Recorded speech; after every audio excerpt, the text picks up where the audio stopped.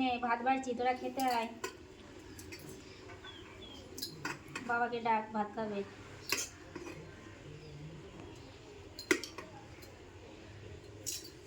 আজকের মেনু কি? আজকে অনেক কিছু মেনু আছে।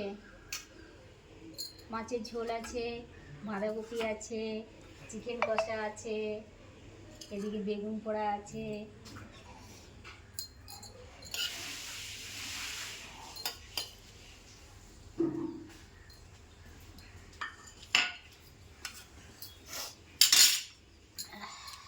কি ঠান্ডা বাইরে, ওরে বাপরে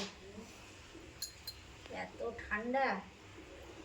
এই সময় গরম গরম তরকারি ভাত ভালো লাগে, ঠান্ডা হয়ে গেলে ভালো লাগে না।